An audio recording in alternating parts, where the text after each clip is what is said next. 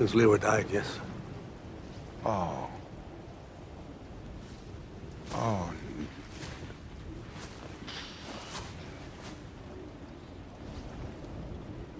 My condolences. Search the house! It is Star Wars month on Movie Night Extravaganza. We're going to cover the original trilogy this month. Some say the only real trilogy. A New Hope on August 12th, Empire Strikes Back on August 19th, and Return of the Jedi on the 26th.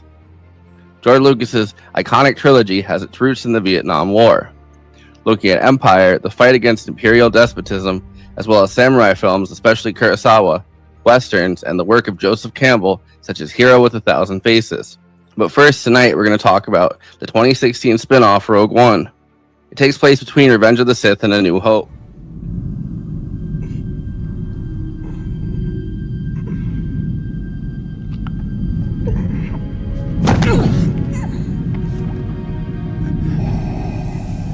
Be careful not to choke on your aspirations, Director.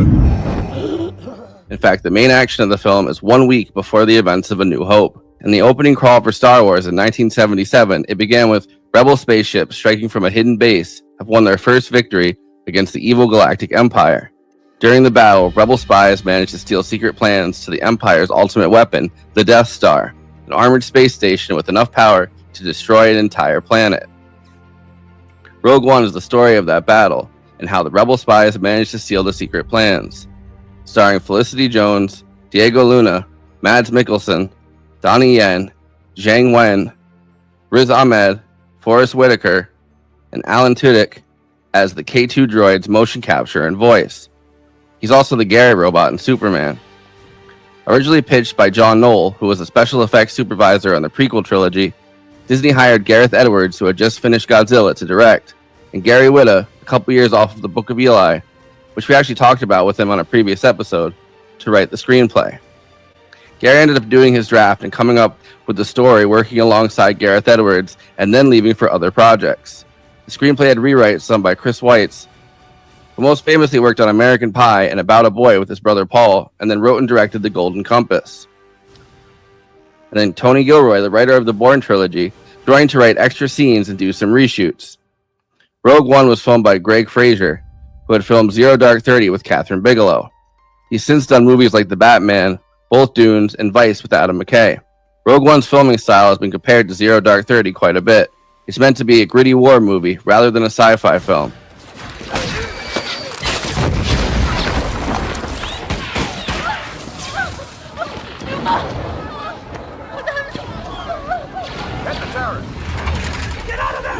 Which gives it a distinct feeling different than the original trilogy, even as it inhabits the same universe, the same galaxy far, far away. It's also been compared to a heist film, as the central part of the film is acquiring the Death Star plans. We've heard word of rumors circulating through the city. Apparently, you've lost a rather talkative cargo pilot. If the Senate gets wind of our project, countless systems will flock to the rebellion. Controversial part of the film is that they used CGI to bring back Peter Cushing and a young Carrie Fisher. Carrie Fisher was still alive at that point and actually was shocked to learn it was CGI and not just footage they had from shooting the original trilogy. but bringing back Peter Cushing set off ethical debates about the use of CGI and bringing back the dead, which actually seem quite quaint compared to the AI wars we're experiencing right now. At least you actually have to make the CGI replica of the person's face and then superimpose it on a real person's motion captured body, right? The character of Cassius Andor, played by Diego Luna, would end up being the star of Tony Gilroy's prequel show, Andor. So a TV show prequel to the movie, which is a prequel to The New Hope.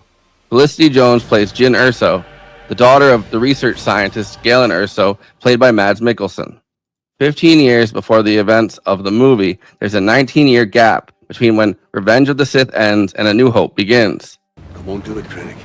We were on the verge of greatness. We were this close to providing peace and security for the galaxy. You're confusing peace with terror. Well, you have to start somewhere. Galen Erso is kidnapped from Lamu by Orson Krennic, played by Ben Mendelsohn. His wife Lyra is killed, but Jyn manages to escape with the rebel extremist Saw Gerrera. The Rebel Alliance, attempting to stop the Emperor and Vader from taking over the galaxy, has fractured and broken, with Saw Gerrera as the most extreme leader of a faction, willing to use torture, murder, and anything else, whereas the Rebel Alliance is far squishier and more squeamish.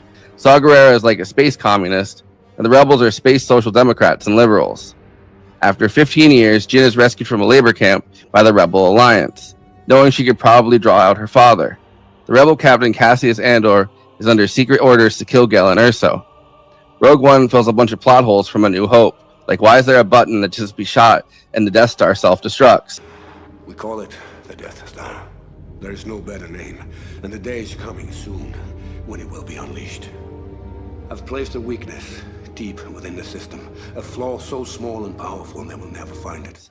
How did the Rebel Alliance get the Death Star plans in the original? Who got Princess Leia to send her message to Ben Kenobi? Characters from the original trilogy return: Princess Leia, Darth Vader, Peter Cushing's Grand Moff Tarkin, C-3PO, and R2-D2. A major theme in the film is the absence of hope, which makes sense. A New Hope is the rekindling of hope that comes from Leia's message reaching Obi-Wan Kenobi. This is the time before such hope. There's some great speeches about how revolutions live on hope. Definitely hits hard now, as it did in 2016. Rogue One was one of the most expensive films ever made, sitting at number 41 on the top 100 most expensive films. Crazy, the most expensive film ever made is still The Force Awakens, which came out a year before Rogue One. Cost Lucasfilm and Disney $447 million and brought back $936 million at the box office. Rogue One cost $280 million and brought back $1 billion at the box office. It got 2 Academy Award nominations, Best Sound Mixing and Best Visual Effects. You're asking us to invade an Imperial installation based on nothing but hope. Rebellions are built on hope. There is no hope. Before I introduce the panel, please like this video and subscribe to the Movie Night Extravaganza YouTube channel. Then hit that bell to get notified whenever we're streaming.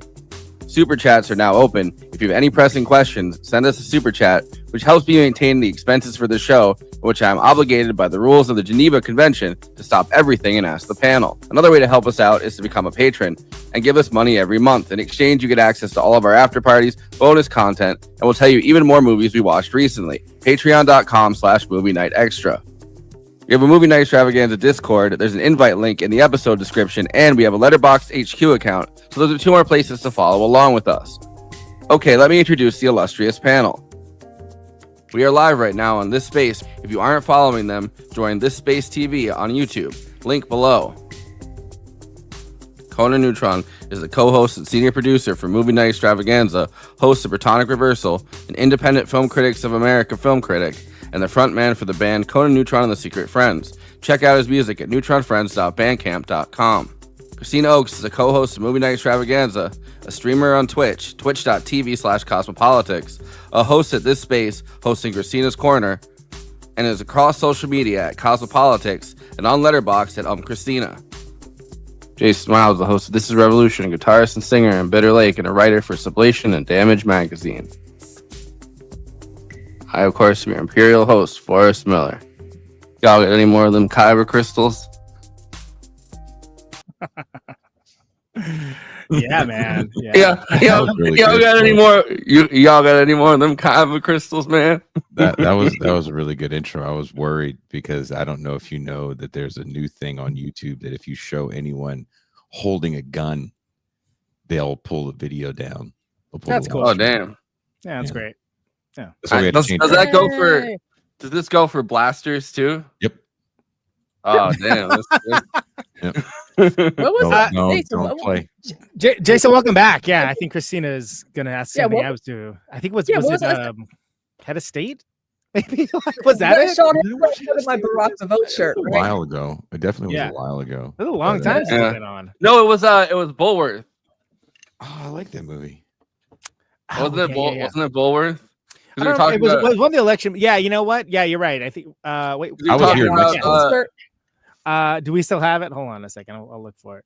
I was, think we I was still- definitely we have in some- Mexico. We got some gifts still hanging out from that. Believe it or not. But I want to say that was a really good introduction for us. I like. Yeah, that. I kind of stole your. I feel like I stole your introduction style. my at one point. introduction.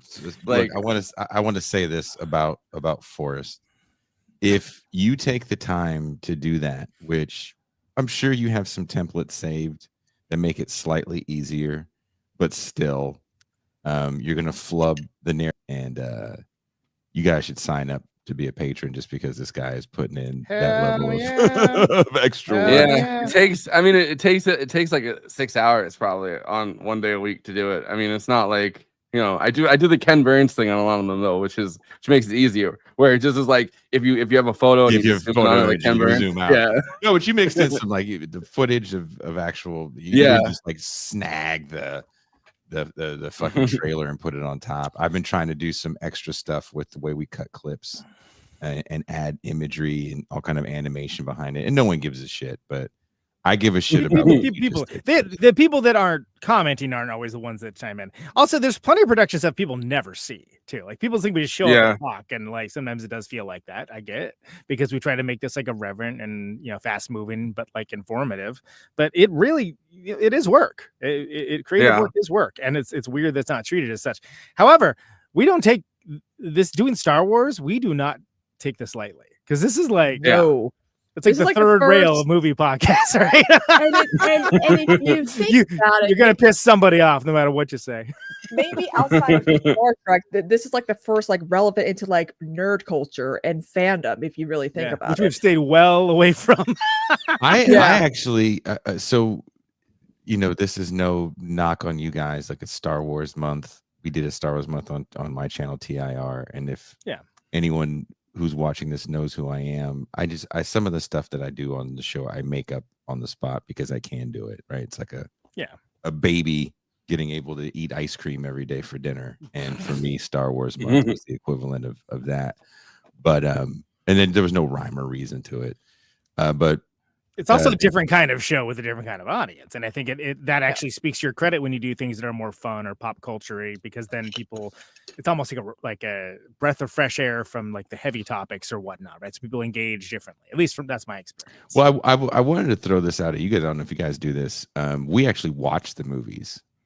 We did these watch parties where we sat and watched them, and I get to step back a little bit, and the patrons get to banter with each other about how they felt about certain films. I didn't know I had huge Star Wars fans in the audience. So the guy that plays the new Superman, I don't know if you guys have been talking about this dude, but he's pretty interesting. We literally covered the movie like 2 weeks ago. Yeah, I thought you guys. And I'm Eve too from the movie. She's so dressed up as like the one character. Yeah, so he seems like never heard of it. Yeah, is what we're saying. Yeah. But he's the one that said, someone asked him randomly in an interview, they said, what's your hot Star Wars take? And he was like, oh, you should watch the movies 4, 5, 1, 2, 3, and then you should watch 4, 5, 1, 2, 3, and then 6, then ended up with Jedi. He said, watch it in that order. And I thought that was interesting. And he said, well, the first two are the original two, and they're really good, and go back and watch the prequels as kind of a flashback, if you will, and then wrap it all up with Return of the Jedi. So we did that. We watched Rogue One, Star Wars, Empire, then went back and watched Revenge of the Sith, which was a much better movie than I remember. But Rogue One for a lot of people, is their favorite Star Wars movie. They'll say next, if they're our age, Conan, they'll say next to Empire is their favorite movie. I mean, I think I just said that on Letterboxd like an hour ago, because it's true. I mean, I firmly believe that it is the best one made since the original trilogy, and one of the reasons why is because it broke conventions of what Star Wars movies are, as opposed to that recent trilogy, which really, especially the last one, is, I know, we don't need it's just fan service. Like, hey, what are the worst people on the internet want? Cool, we'll give you that. That's that last movie. But and even that first Star one, Wars content is now these days. Well, how do because I don't agree with. Hold on. First of all, I'm still talking. Secondly, I don't agree with that statement at all, Kristina. Like, I don't. Andor is the next correlation beyond Rogue One. This is what got us Mandalorian. This is what got us the more interesting, different kinds of Star Wars tales to begin with. Because Jason and I are uber nerds who watch Rebels and who watch the Clone Wars cartoons, which rock, by the way. There's a lot of them. But like, come on, man, average person's not watching that stuff. And those are really good. But I watched the Clone Wars cartoons when I was like a kid. I remember my brother and I got really into. It's sad that I'm gonna have to ban Matt Gilbert for saying this, but we don't allow hate speech on this show. I'm sorry, we just don't allow it. I remember I went to the video store. I got all the well, at the time I think there's been way more since there, but they had the Clone Wars DVDs, like the seasons of it. And I remember popping them in one by one and watching that. But it's been since I was like But so, Kristina, I think you were trying to interject a point, though, weren't you? What was the point you were trying to say? It seems like, I mean, oh god, what was the last show that got canceled after like one season? Like, a lot of people did not. Oh, the one with the guy from The Good Place, who was awesome, by the way. Yeah, like a lot of Star Wars. The Disciple, right? That's what they called it. That was a Star Wars show. Yeah. No, it was good, but everybody hated it and they canceled it. And was then Ahsoka didn't do well either. But Kristina, was that the one that had Abigail Thorne in it or whatever from YouTube? Yeah. I think for damn it. But it seems like a lot of people hate the Star Wars fans who just want that nostalgia. Like, they want, they want Luke Skywalker to keep appearing with the CGI young dude with the face. Like, a lot of Star Wars fans want that, and then there's the other half. We're like, no, we need something. The Acolyte. New. It's called the Acolyte, by the way. That's what. Something new and something different. We can't be stuck in the nostalgia in the past. There's other things to explore. So you interjected into my point to make the exact same point I was making, which is the fact that those last three movies, especially that last one, because that was a response to Last Jedi for people. Oh, it's too woke and whatever, this and that. I love Last Jedi. I like Last Jedi. I have a lot of people dying on hills already. We're only 17 minutes in. Jesus Christ, people. Can we wait till we see the Empire? Thank you very much. First of all, I don't need the casino world ever in my life, and I'm like 70% of what they did with Luke I just don't care for. I mean, Space Ocean 11 is great, but like, let's save that for Disney Plus or something. But I do like that movie, like, that's fine. Like, I like some of the things that were done with it, but I hated the reaction to it, and that's basically we specifically didn't put on the docket because we don't want to talk about them, and ironically we're talking more about them than the movie we're covering right now. But somehow Palpatine returned. Dude, Oscar Isaac should have won the Oscar for delivering such a heavy piece of exposition, for basically explaining the most cynical take of in cinema history, to bring back the worst elements of a franchise for all the worst people. Yeah, but to circle back, this is why Rogue One is still considered, almost 10 years later, it represents the heart of the original trilogy. And that's why I think a lot of people really love it and still do, and they will always say it's probably one of the in top 5 Star Wars movies if you think about it. Like, best. Well, they make fun of it. They make fun of this in not make fun of this, but like they literally have it like in the middle of Clerks, right? Like, there's all these kind of plot holes, I guess, for lack of a better word, or like kind of choices, I guess, that George Lucas made in the original trilogy that like are, people have kind of created their own lore around them, but they're not explained. I mean, like, a perfect example of it is just that you could shoot into a shaft and then the Death Star fucking blows up.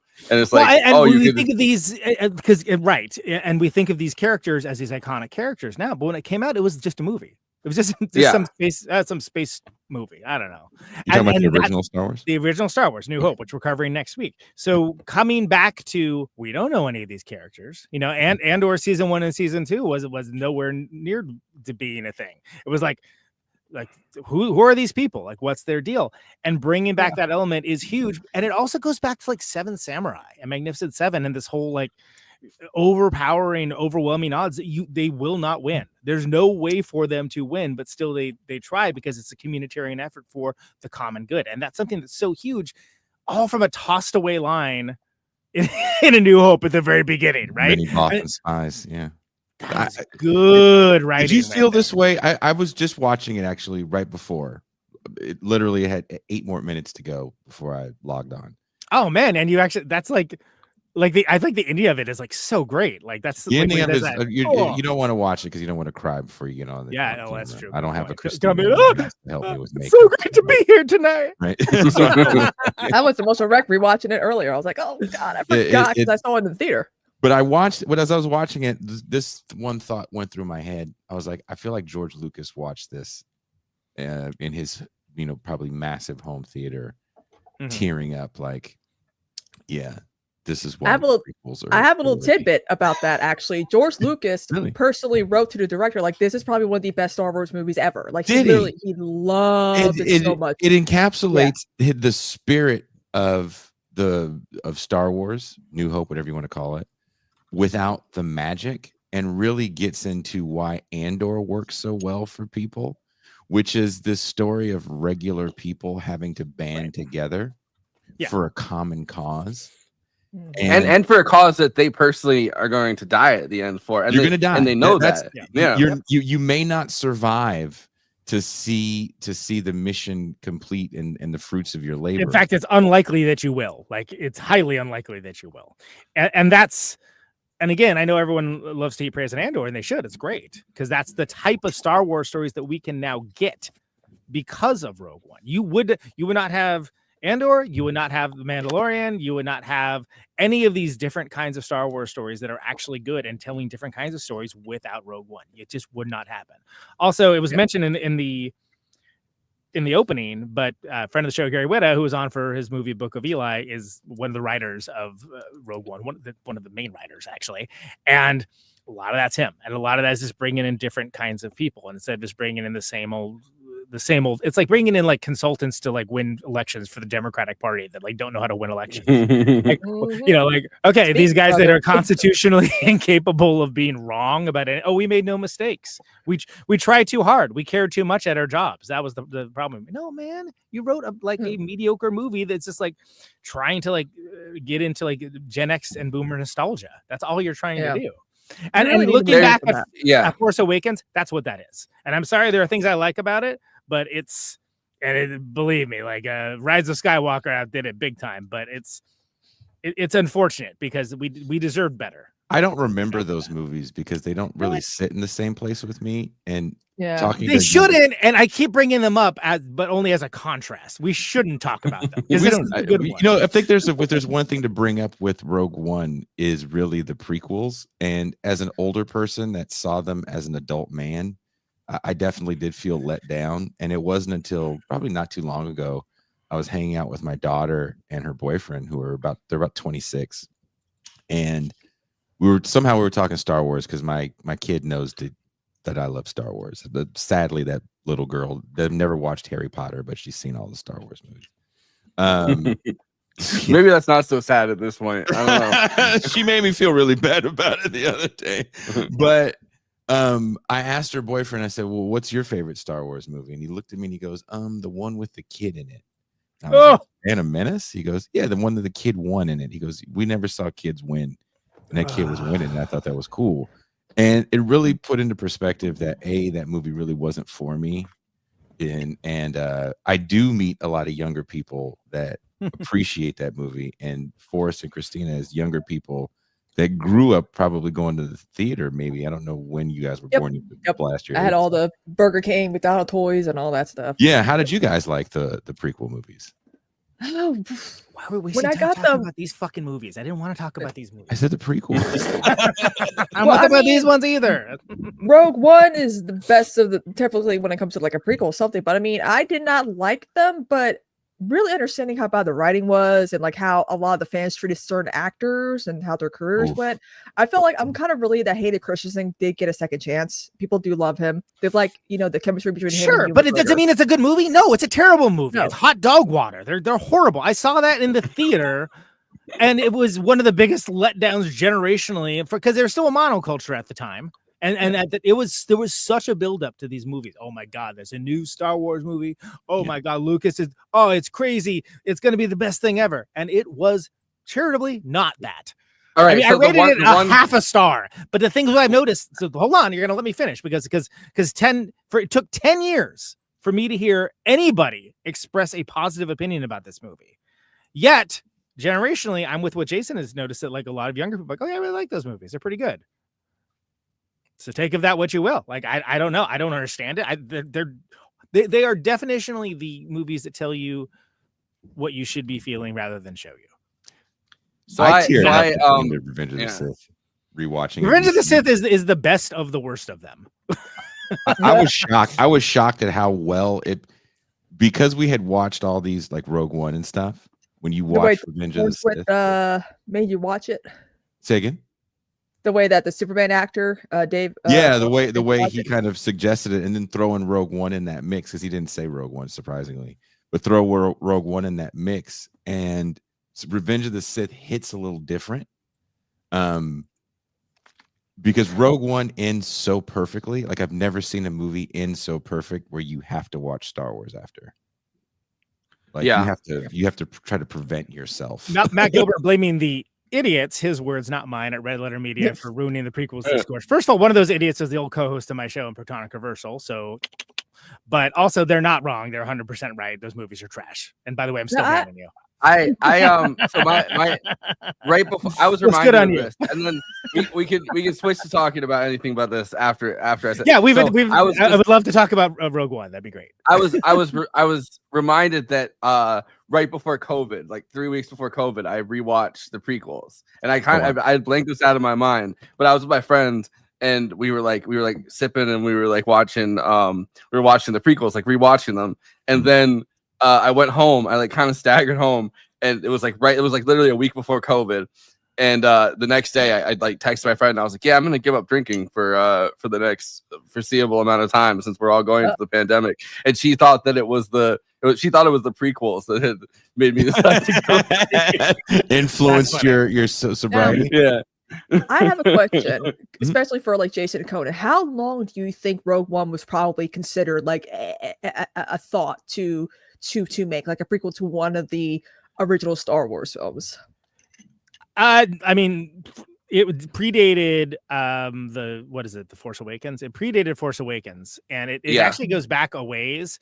God, it would be really great if we could have had Gary on to actually talk about this. But have you heard the interview with Mark Hamill after or right before Jedi, when they were doing the press junket for Jedi, and they were like, "Are you done with these movies?" And he goes, "No, they have a plan for 2 more." Yeah. And one would be for a movie after, and one would be for a story to tell how Anakin became Darth Vader. Have you seen that interview? No, I have not. But it was 2003, by the way. That was when it was first pitched as an idea. So it was all the way back. It was at the end of making. That's what I was leading up to. Yep. Now, I don't know about a quote unquote Rogue One movie, but maybe you guys know this, maybe you don't. After Jedi, Kenner was writing scripts and giving them to Lucas because they were like, you can't stop this money train, which are these toys.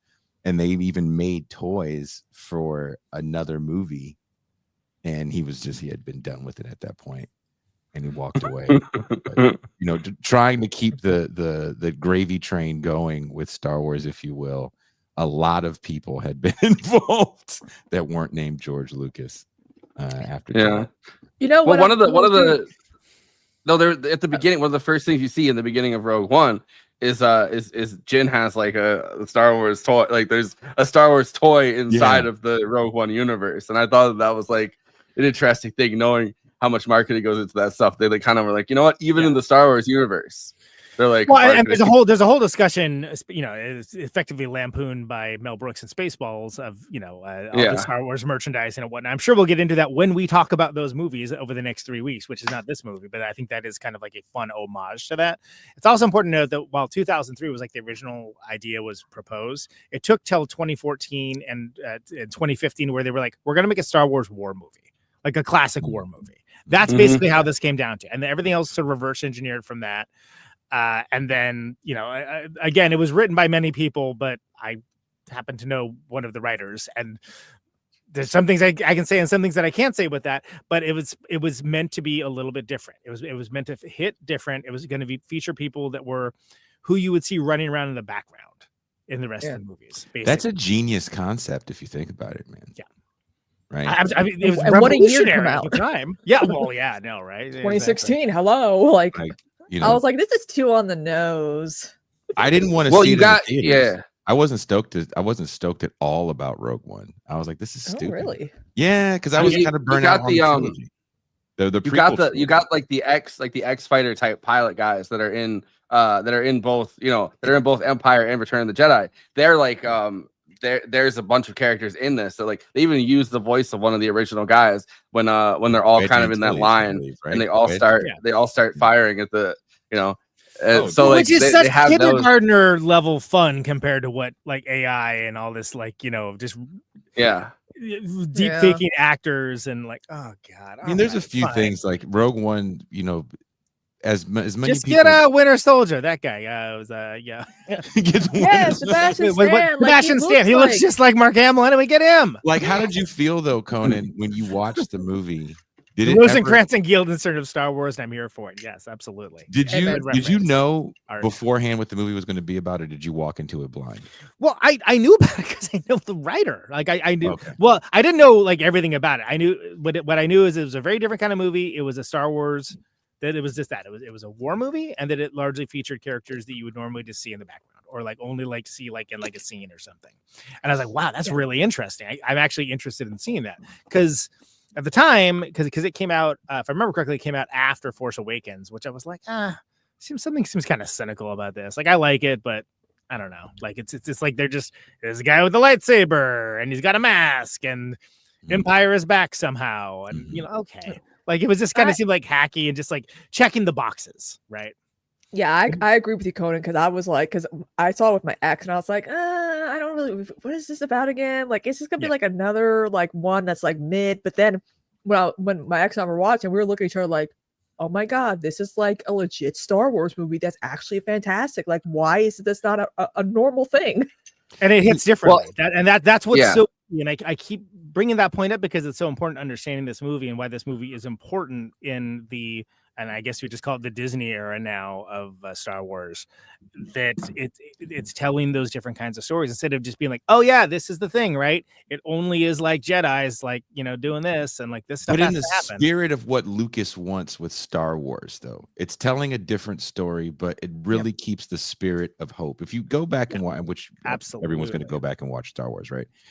You watch that movie and it's about hope and a rebellion, but then there's all these questions that aren't answered. It just kind of there's a whole world.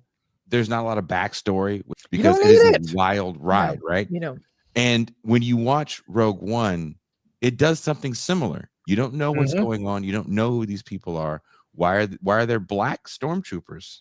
For most people, they don't. If you didn't watch the cartoons, you don't know about the dark troopers. So for the average Star Wars fan, you're like, okay, why are there these dope ninja Star Troopers? Yeah, what's their Why deal? does this guy look like a pimp in white? Who is this fam? Like, I'm in. And that's exactly what Star Wars does for you, because there is a scene in the original Star Wars that is that opens it, that gives you a little better picture of who Luke is in the rebellion. And that's eliminated for pacing purposes. You can go back and watch it. I think it's on YouTube. But this movie, to me, I wouldn't be surprised if that writer knows about that scene, and he's able to kind of add a certain amount of exposition, but yet keep it moving so fast that before you know it, 2 hours has passed, and if you're not a sobbing mess, you know, you're definitely breathing hard from start to finish, because you're also kind of watching the transformation of this character that doesn't necessarily want to be part of the rebellion and is forced into a rebellion. And you get that in spades with Andor. You get the whole story arc, and you can play it a lot slower. But because it's a long form storytelling piece. Yeah, of course. But to do this in a movie so well, that you really feel that transformation when she's having that meeting with the leaders about hope and kind of the importance of it. Because I think we also live in this political realm where hope is a bit of a bad word because there's an over commodification of opinions in a way that there might not have been before. So anytime there is hope, there's somebody there that's going to crush it. Even not the least of which is Barack Obama. That was his, and like how did that turn out, right? And that's sort of like ruined that phrase and made people be very cynical. Which again, I fully think the first and third of the recent movies are very cynical. Last Jedi is many things. Cynical it is not, but but the rest of them are, to the point that's like, like let's have this be like regressive in its way, and that's just this is so hard on sleeve about it. I mean, you have Jyn Erso, right? By the way, Felicity, I'd never seen her in like anything other than this until she was in The Brutalist. Like I was like, I was like, I think she also played Ruth Bader Ginsburg in some movie. I mean, I know she has a career. I'm just saying, I personally never saw it. I in The Brutalist, I was like, where do I know her from? And then I didn't realize it until watching it. Like Rogue One. But she's so good at like disappearing into these roles. Yeah, she's good at and she changes her voice and everything. But I was gonna say, the original Star Wars, right? Like A New Hope throws you right into the middle of like not Luke's story. Like, I mean, he's just kind of doing his thing, but like the rebellion as a concept, right? Like it just kind of throws you into the middle of it. And like going back and reading, I mean, I put it into the intro, but like going back and reading like the, a big battle that's just taken place. And this is like the next thing after it. Like literally just the title crawl kind of throws you into the middle of this rebellion that's happening. And like, if you read it, I mean, kids today, maybe they don't read it, but maybe they're just like, whatever. You won't even read the title crawl. They're too busy scrolling. Only scrolling I want to see is on my phone. But it tells you the story of it tells you the story of a battle that has just taken place that's huge, and then the Death Star plans, like getting put into the rebellion's hands, and then they're like, and then that's the story of A New Hope. So it's like it's kind of brilliant to take that title crawl and like turn that and be like, all right, so what happened here? Like let's try to turn that into a 2-hour script. And also taking which over the years, because as was pointed out earlier, like in the least of which in movies like Clerks, that these things were poured over like religious texts by like nerds. The sacred texts. We had 20 to 30 years to sit there and and analyze them. And people like, well, why would they design this thing and have this like real easy thing to just you shoot this and the whole thing blows up? That doesn't make any sense. And it makes the same thing twice. And so, but to have that be like, no, this is how they find out about that, and it's put there purposefully by this character that's like a sort of not fully willing collaborator that is like this gray character that very interesting.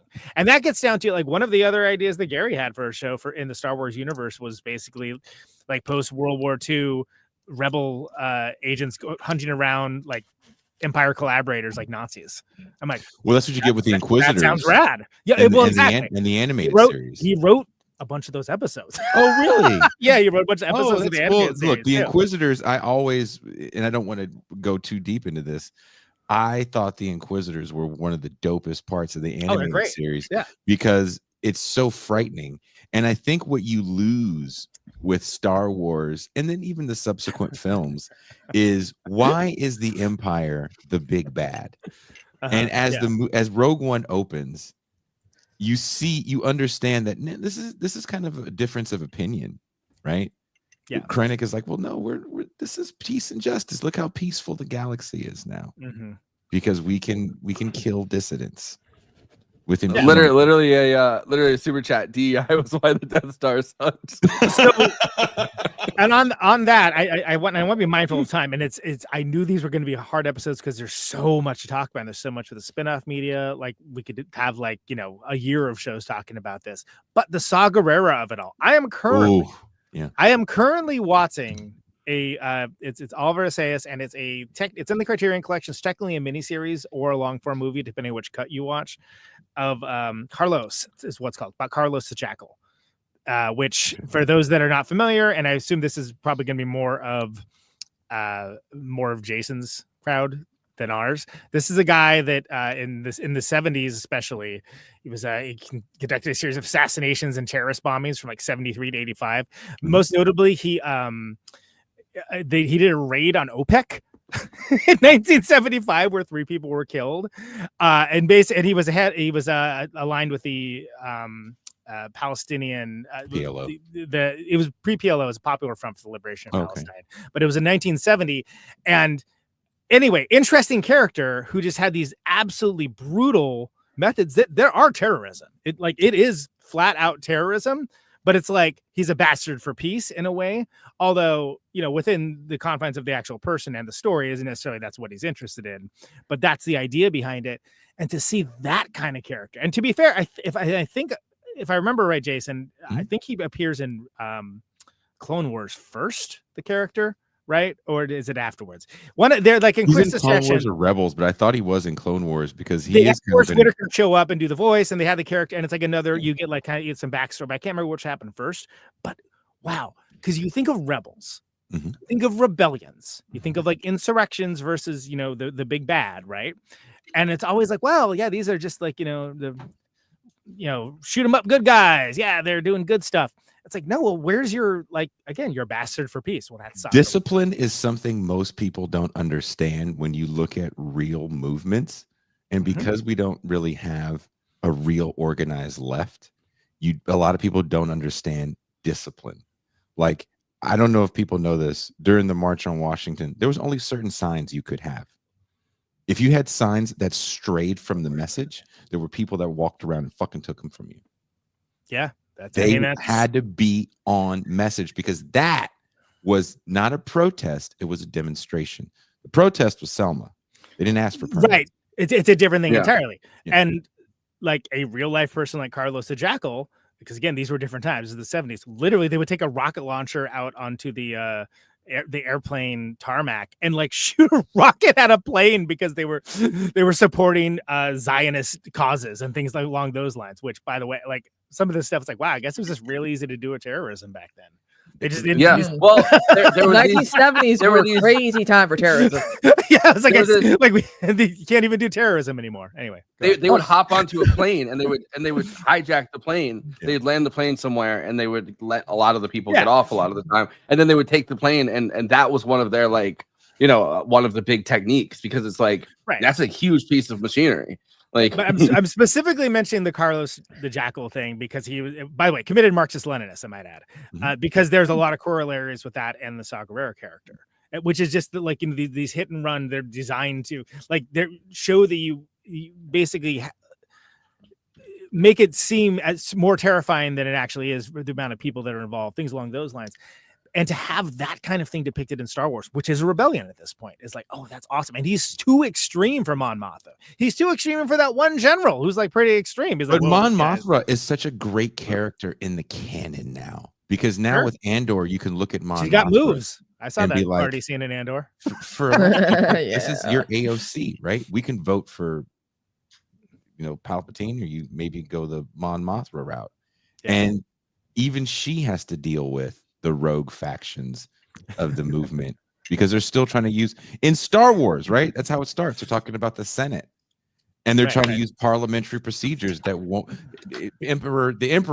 What does Princess Leia say?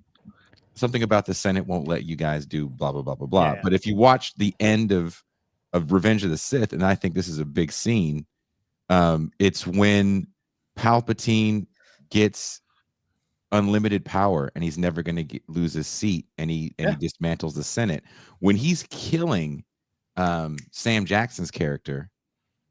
He says unlimited power. When I watched that as a younger man, I thought it was he got unlimited Sith power from killing a black guy or something. No, he's talking about, but no, he's talking about his political power now. He can't be unseated, and that's some powerful shit to think about in the grand scheme of things. And these movies, to me, again, sit pretty comfortably with where we are, even though the guy that wrote Rogue One had no idea that Donald Trump was going to be president. Right. He also He also says literally, super chat, but was Carlos an about- authentic punk? You're Forrest. You're not even like doing the thing you see in the intro, which is remember there's a, but it's human rights law. You have to read these off. Authentic punk. Sure, I think he would scare those people. Yeah, and I think there's literally the most famous line with Palpatine where he's like, "I am the Senate." Yeah, like you're like, yeah. That to me that makes that movie different because I'm watching it's different, sure, on an intellectual level, and I'm not watching it like 8-year-old Jason who's looking for action figures to play with. You know, when the movie's that's how I was watching it. That's why when you're like, oh, did you think those were great movies when you were little? I was like, yes, but I really like going to the toy store. We'll talk about this in Empire, especially. Well, Rogue One had some, but in all the movies coming up, I wanted both a speeder bike and a tauntaun.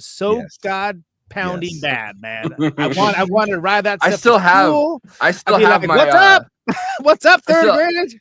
I still have my Yoda. I still have my Yoda somewhere. I got it right before my mom got it Yoda. Right before I went into. No, I mean, like I know. I got. You mean he actually has Yoda? He's actually hanging. Yeah, I have him. He's crashing on his Yoda. You have Yoda. You have. I wanted no, to but get I have this a play Yoda set. that's like this. It's and like kicked out my Wi-Fi once. Need place to crash. I watch these movies and I have a small child. Hostile. This is not. I have a small kid that's like 6 who's kind of sort of into toys, but not necessarily like I am. And there's these, you know, I like to go into stores with him, toy stores. Yeah. Airbnb. I like to look at toys, and I'm so blown away by the toys that little kids get now. And dude, it's not fair. It's not I fair. know. I go to any toy place. Like I remember my brother was really into Bullshit. Mario and Luigi, and he was really like he wanted and we couldn't find them anywhere. We had to go to a Japanese store that had like the Japanese toys at the time. And but like now they just have them at Target and Walmart, and it's like if special Target editions. Can I just tell you the holy grail for toys when Jason and I, because we're basically the same age. When Jason and I were kids, was the Boba Fett with the detachable missile. Oh, there's one with a detachable missile, which it turns out doesn't even exist, but it may as well have because we all were like. Apparently, there's a handful, and I think there was a test model. And if anyone has it, I would assume Dan Larson has it because he's got like 1,000 Boba Fett. But it's like the dumbest thing in the world because check it out, right? You're sitting here playing with like your younger brother or whatever, and what's the first thing that kid's gonna do? He's gonna eat it. He's gonna swallow this goddamn missile. He's gonna choke on it. Next thing you know, that's why they stopped. Exactly, of course. I've had this real quick, Kristina. Saw Gerrera equals Che Guevara, right? If the name, if not the character. Yes, absolutely. It was an inspiration for the name. There you go. Just wanted to get that out. So I used to clean a house that was just covered in once a year we would clean this house. Legos everywhere. And they had all the Star Wars stuff. And I'm like, how the fuck am I gonna dust this shit? Like, my God, I'm gonna break all these Lego things. I mean, it's everywhere. Just put them into the garbage compactor. Somebody saying Hasbro Luke in black with green lightsaber was the best toy. I think the best toy was for me it was I never got a Millennium Falcon until I got married, and I was whining about it to my then wife. And for one Christmas, we actually had a little money. She bought me a Millennium Falcon. But the X-Wing fighter I thought was the coolest thing in the world. And to see X-Wings in Rogue One look slightly different, like different enough, that took me back, which makes the movie even better because not only is it an amazing story, the pacing is perfect, acting is on point, but it gives you a little nostalgia, just enough to shut you up. It opens with the Imperial cargo ship, but a different looking one, right? Because it's supposed to be 5 years in the past, and we don't even see that ship until Jedi. But to see I guess it would be the early model of it. Yeah, that Krennic comes down in. It's pretty. And there's all little that things like that. Like you said, like the crazy looking, I forget what they call them, but the ones in the stormtroopers in the black, where it's like, oh yeah, those guys, those dark guys troopers, the dark troopers, right? Yeah, that wasn't that hard of a name. I feel bad different. for not remembering it, but the dark troopers move different, right? If you watch Star Wars movies, if you guys watch Star Wars movies, stormtroopers get shot.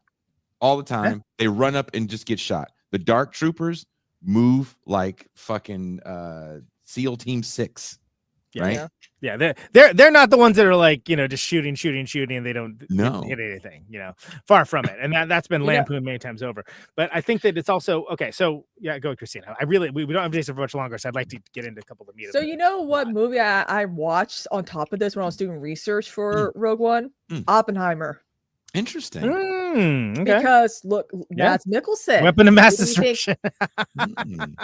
Yeah, you're right. Who do you think he relates to in this in Rogue One? Yeah. I was based off Oppenheimer. Oh no shit. So I was thinking watching Rogue One. Jason, you mentioned the Imperial fighter. They also had the AT-AT Walker thing from Hoth. They have that, but it's like in like the tropical climate. Yeah, it's a tropical version. Yeah, absolutely. Yeah. Oh, dude, those walkers were terrifying when you see them in Empire, and I know you guys are going to talk about it. Yeah. But that's what I'm saying. They give you enough nostalgia that you don't opine for the Jedi. Right. And the Jedi for me is, it's who didn't want to be a Jedi? Even if you wanted to be a Sith, you wanted to move something with your hand. You wanted to choke out, but no, Mom, I'm not gonna fucking. Which you just get enough of that with Darth Vader. With Darth Vader, literally choking Ben Mendelsohn's for like 5 seconds. Yeah. Oh my god. Darth Vader, and I'm like, well, yeah. I mean, it's. and we see Darth Vader's. They're also playing. And I was thinking about this too right before I came in here. Mustafar is in the books. Yeah. And then you're later going to get where Darth Vader gets created, if you will, in the prequel in Revenge of the Sith. And they decide that's going to be one of the things that they keep as canon in that buyout of Lucas. It doesn't end up in Legends like a lot of the stuff did that's not basically the original Zahn trilogy. Yeah. But to keep Mustafar really, to me, adds an ominous feel of Vader. Because one thing that's important about Rogue One, I don't know if you guys feel the same way, is that Darth Vader has to stay a mysterious evil because we've spent almost 50 years. The first movie came out when I was born. I'll be 48 this year. So 48 years of Darth Vader being a punchline and jokes and the voice to your navigation system and all and Family Guy bits. So we absolutely need to talk about the scene in here, but there's not going to be another opportunity to do it, and I'm not going to be able to mention it. But it was again like 2 or 3 topics ago. We got to talk about Donnie Yen. We got to talk about the Force is with me. I'm one with the Force. So there is someone who's Force sensitive here, but like he's not a Jedi. Yeah, and it's that's so important because it's like no, you're dealing with. The Force exists like it's something may the Force be with you is like almost like it's like an aphorism that they say to each other. So peace be with you. People do this, right, Conan? Right. But it's important to note that you have this character that's like, oh no, this guy is sensitive to the Force, but he's not a Jedi. And he doesn't have Jedi powers. In fact, he's blind. And also, it's goddamn Donnie Yen, who's amazing. If you've ever seen an action movie, you know how amazing Donnie Yen is. They all laugh at him in the same way that Harrison Ford laughs at kind of Luke and Obi-Wan when he first meets them, being every single every single person that meets Donnie Yen in this movie, right? Like they're like. Yeah, sure. You've got you're Force sensitive, and I'm allergic to gluten, right, exactly. And what's the first line Harrison Ford has about that? I've seen a lot of crazy things in this galaxy, son, but I ain't never seen no magical Force, right? Because no one's seen it, and here you have a man that's a true believer, and part of movements and this is, I think, a really important part that we should remember.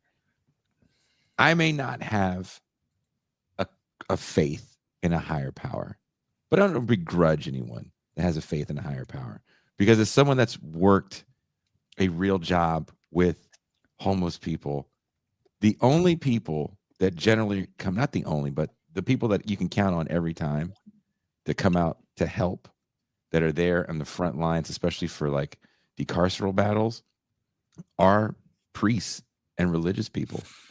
Right. There's something to be said about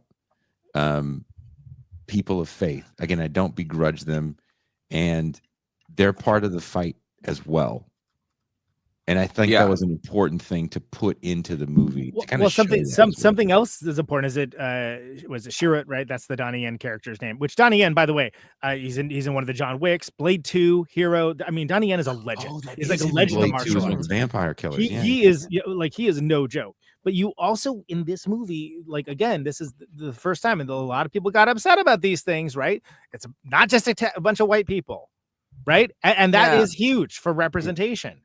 You know, I worked with a guy in my day job at the time that his favorite character was the Donnie Yen character because it's like he was an Asian kid. He saw himself in this badass monk character that could totally kick ass, but just seemed cool as hell.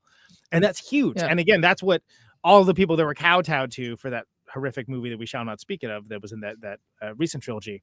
But I know, Jason, we got to let you go fairly soon, and I hate that because there's so much to talk about this. You brought up an important point that I'm attempting to get back to now, which is the fact that Darth Vader is one of the most iconic villains in all of moviedom, in my opinion. In modern, not the iconic. And the prequels ruined that, in my opinion. And you did a lot of it with that one scene. I mean, if it was my choice, these prequels would start with Darth Vader just smoking fools, right? But in Rogue One, as a tag to the main story, you see, in my opinion, one of the greatest action sequences in any Star Wars, which is so shot masterfully, where you just see, all the rebel guys are in the hallway, and then you just see the lightsaber light up, and they're like, oh. Darth Vader has to be the ultimate evil. And I know we're going to talk about this with Star Wars, and I'll set you guys up for this. And I think we've actually talked this conversation before. For some reason, I feel this way. But to see him be scary again, man, and to be in the movie, but he's not the man pulling the strings. That's Tarkin. Sure, it's important to know that because if you're in that hallway and you see, and you're just like, oh my god, because you know what you know if you're in that hallway, you know what you know, Conan. This is the guy that killed the younglings. Yeah, this is the dude that killed everybody.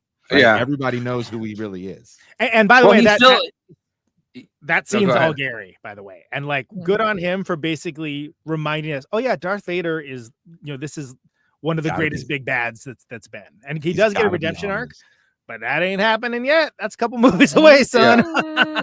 Well, he's still having this power struggle though between his the people that are supposed to be under him in the Empire. And at the beginning of Star Wars, and that's the famous Force choke. Him and Tarkin are always at odds too. Yeah, I mean, and that's a thing, and that's important. But perspective of you're a grunt.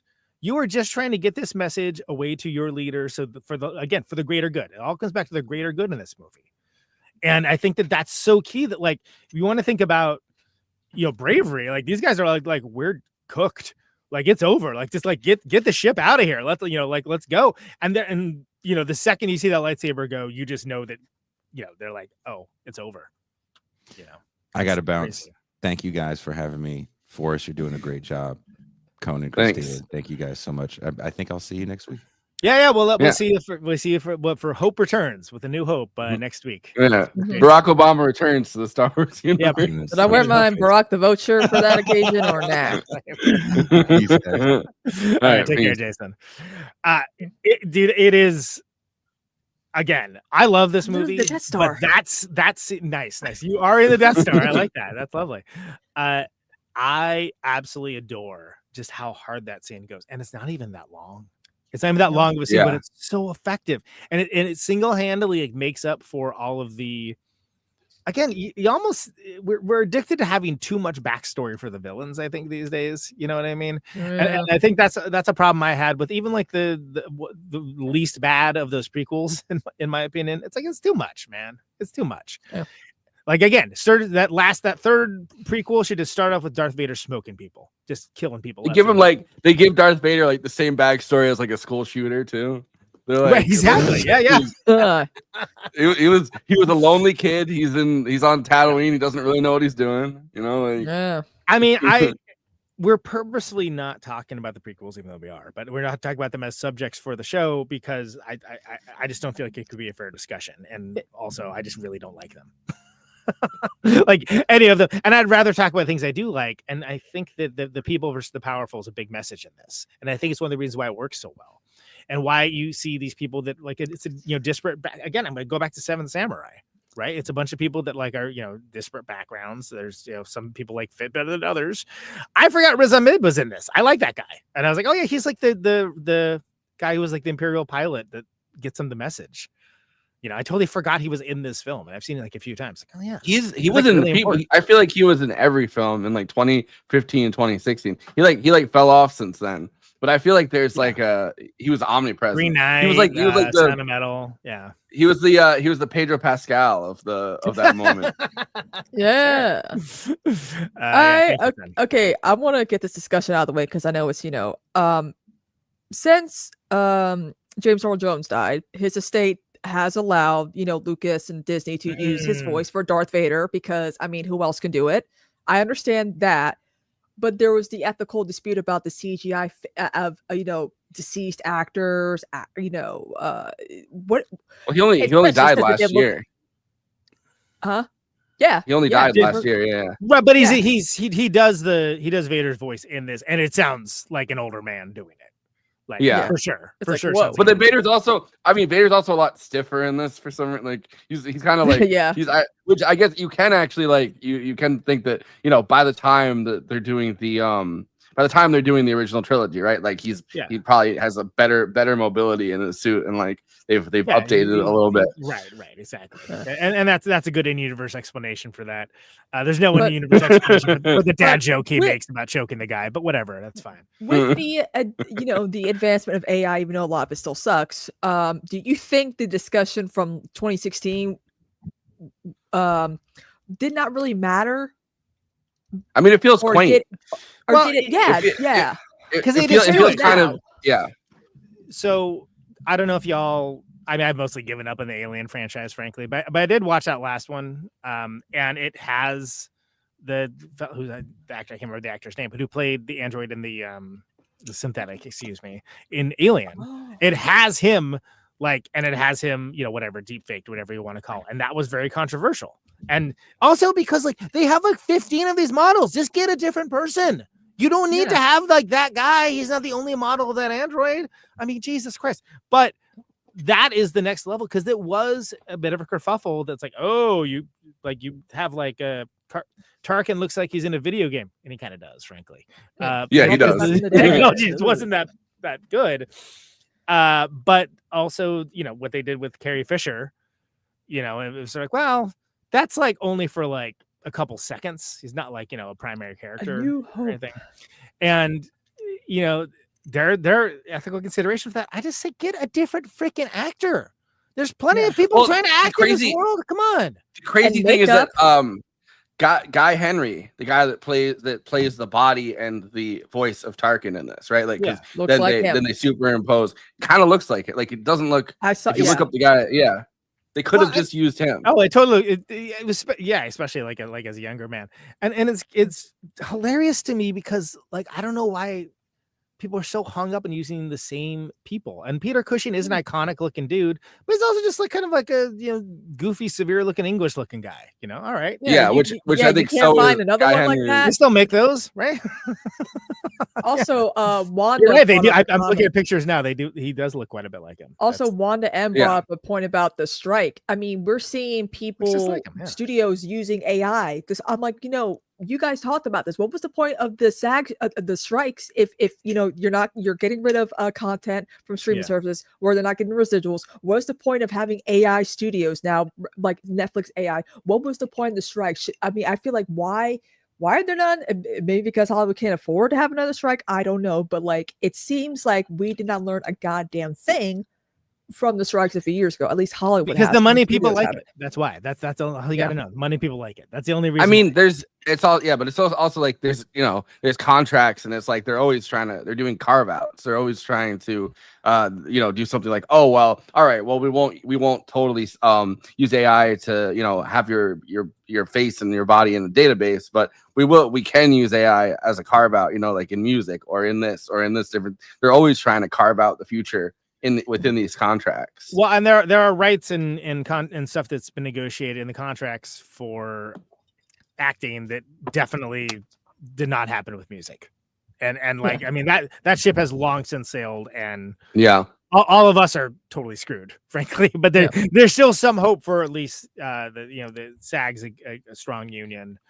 I mean, and they're trying to help, even if it is like, honestly, there's so much unwanted AI push in every element. It's just going to happen. Like the only question is when and how, and if there's any way to do it in a way that's not totally exploitative. That's why I'm kind of glad that, I mean, people have conflicting feelings about Obi-Wan's show, but like, I'm kind of glad that they actually utilized like Hayden Christensen, because it takes place after that movie that we don't talk about. So like, it goes to show that you can still use some of these actors that have been around, because they're still, a lot of them still look very young for their ages, but there are a lot of lookalikes out there that people can use. I mean, same with Sebastian Stan. Like, I mean, he does look like a very much more handsome Mark Hamill. Like, it's like you cling onto the nostalgia, guys, and it's gonna, ruin the potential that Star Wars has for, a more, generations to come.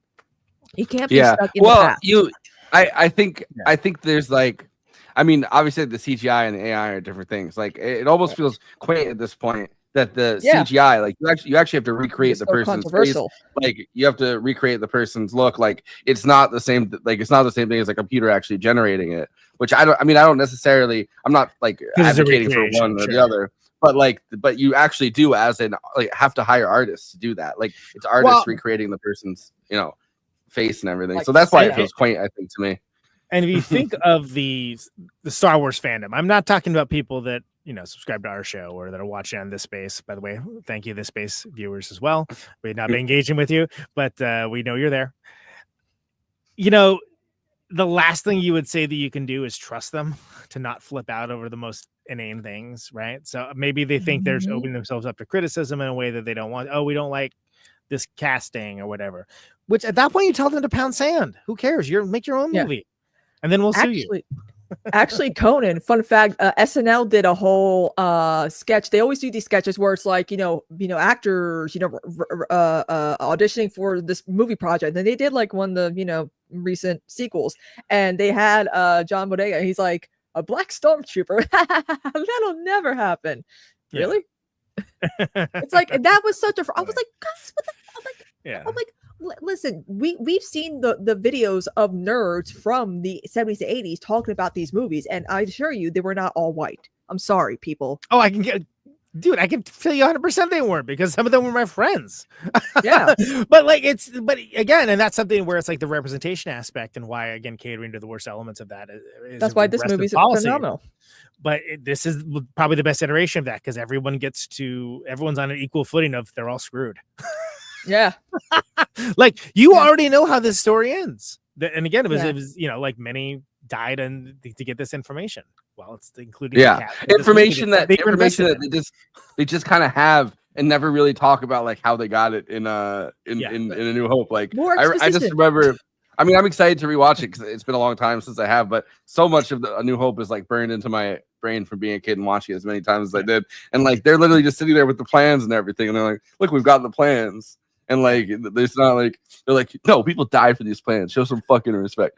Like, the better fall to make your movie is like Rebel Moon. Yeah, man, you're not wrong. Remember when people said like, that was going to be the next big better than Star Wars? I'm like, oh man, I was like, who's doing it? Yeah, it won't. How many director's cuts do we need again? 4, 5, 6? Okay, I'm not buying it. I mean, look, I hear the guy's very nice. Yeah.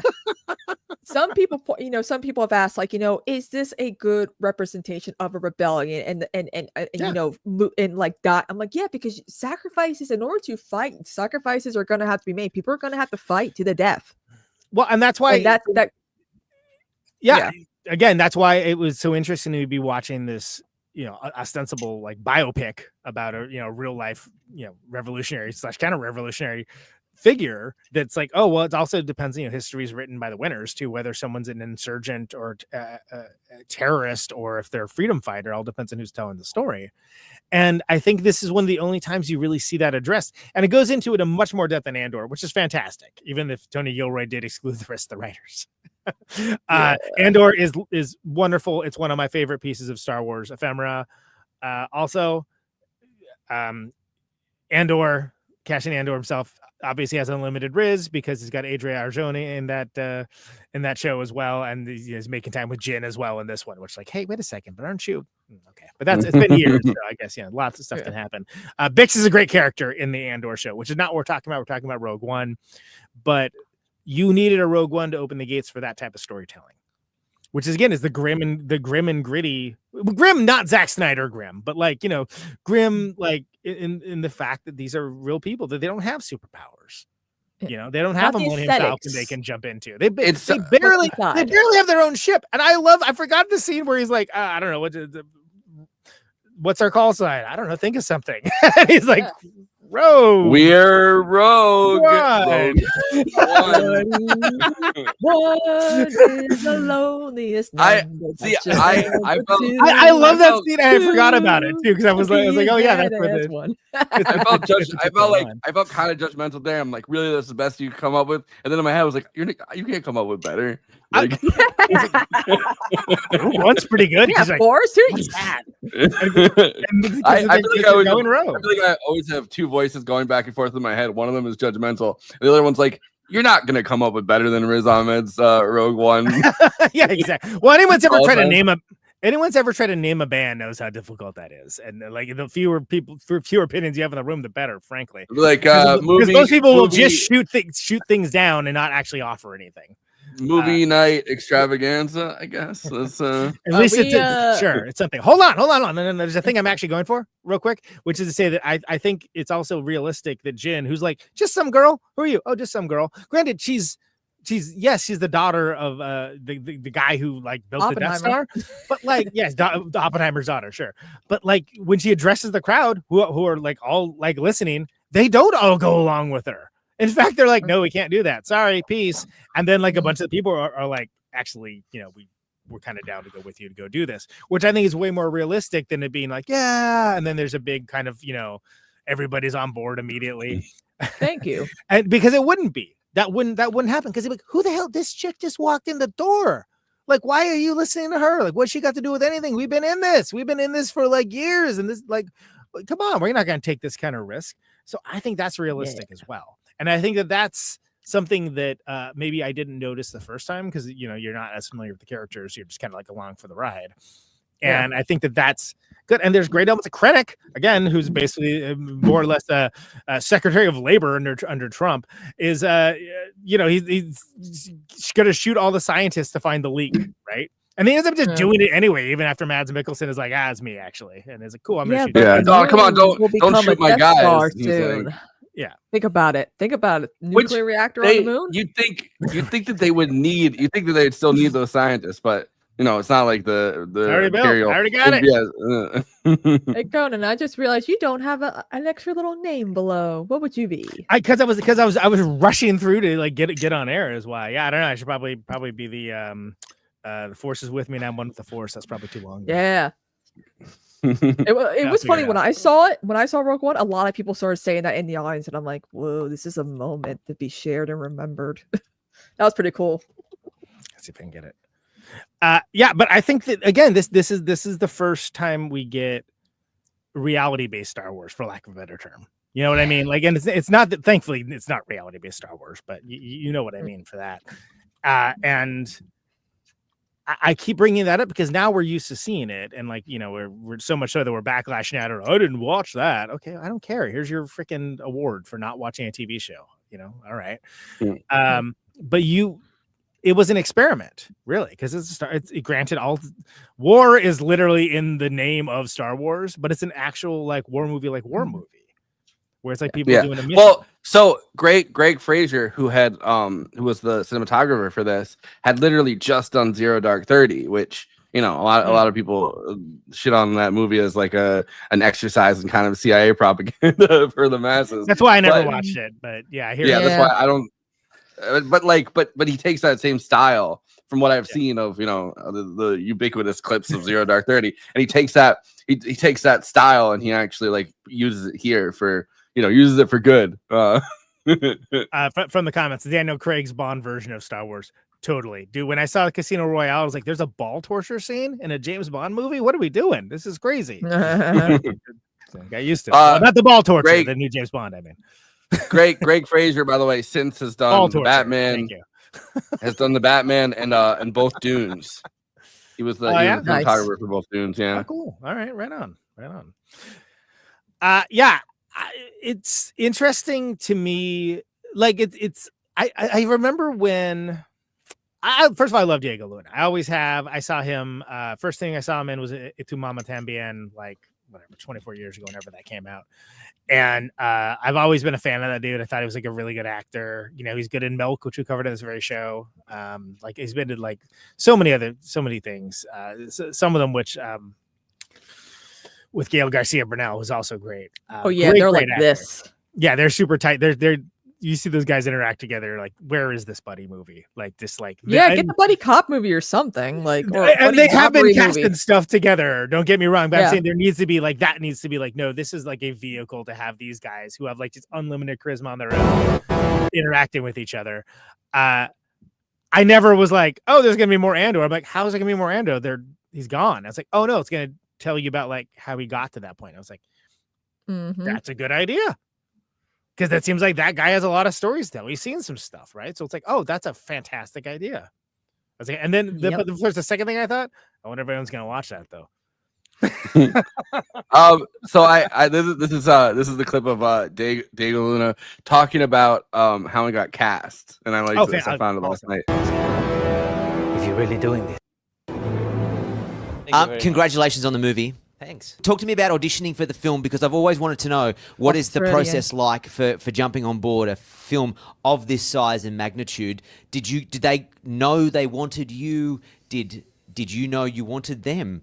Tell me about the courting process. It was very simple and it came as a surprise. I didn't expect this. Gareth calls me and says, let's meet. Okay. I sit down with him and he starts talking about the film and tells me the whole story and tells me, I would love you to play Cassian.